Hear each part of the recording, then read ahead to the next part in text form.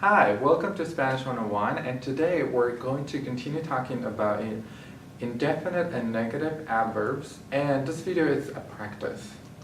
So we're going to do a review of the previous video about indefinite and negative adverbs, and here I have two questions that you need to answer.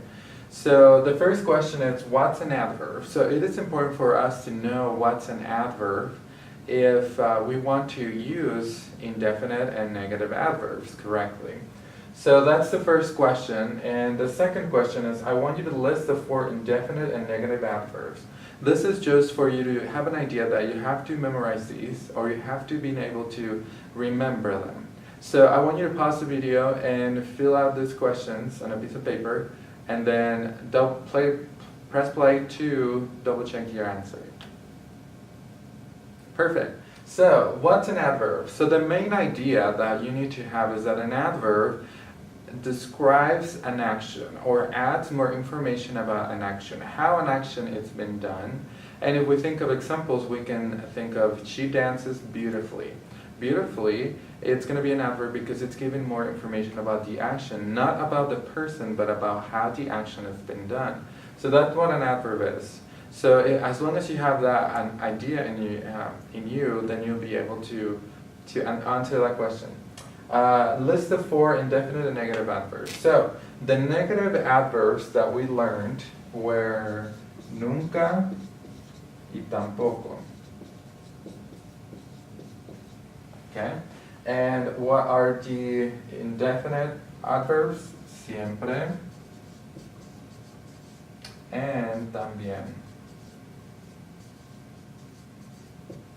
Okay, so if you have that, you're good. You're good to go.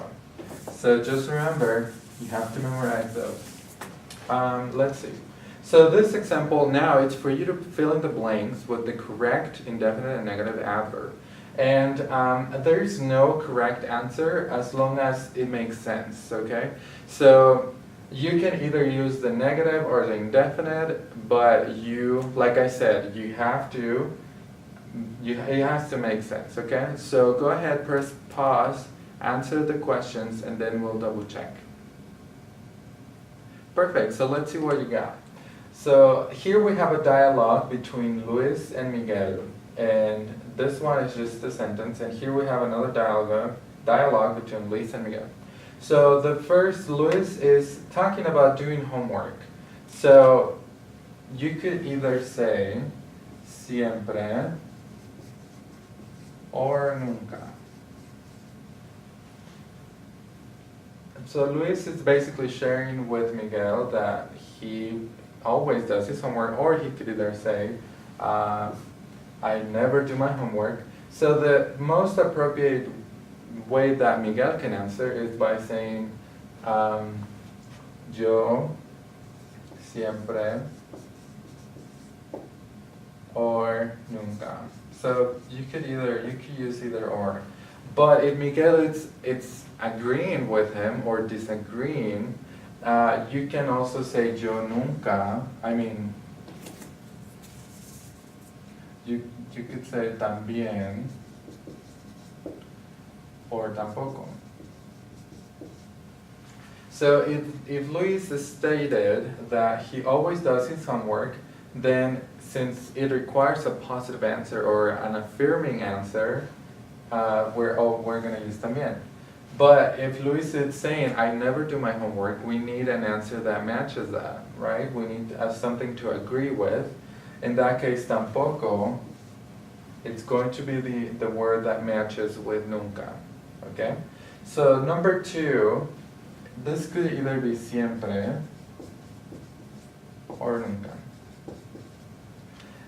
It couldn't be también or tampoco, because también and tampoco, like we said, we use those adverbs to agree with someone, and usually it's about a topic or a question that has already been brought up. So that's what it could either be one of these.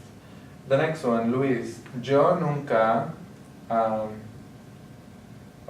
aquí should be corro. Sorry. So if you have that incorrect, it's okay. So yo corro por las mañanas. Siempre, you can say siempre. Yo corro por las mañanas siempre. And if it was siempre, and if I want to agree with that, yo corro por las mañanas también.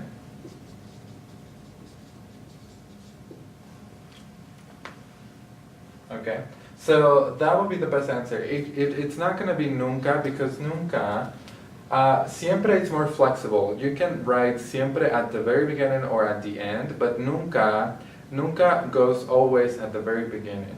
So that's one of the reasons why nunca is not going to work in this instance. Because if you say yo corro por las mañanas nunca, that sounds odd. So, like I said, siempre is going to be more flexible. You can write siempre yo corro por las mañanas, or yo corro por las mañanas siempre. Siempre can either be at the beginning or at the end. But nunca, it's always going to be in the front. So that's why in this instance, that nunca it's not going to work. But let's say that you had nunca at the beginning, nunca, but right here, nunca yo corro por las mañanas. I never run in the mornings. And let's say that Miguel wants to agree and say, yeah, me neither. So, yo corro por las mañanas tampoco. And when using tampoco, you need to add an extra no. Yo no corro por las mañanas tampoco. In Spanish, double negation, it's going to be used. It's going to be necessary. So when having to answer tampoco, most of the time you're going to need a no here. Yo no corro por las mañanas. So I hope this makes sense. And like I said, as long as you know what's the positive and the negative and which ones go with which ones, then you'll be fine. If you have any questions, just remember what we taught in the video, and thank you for watching.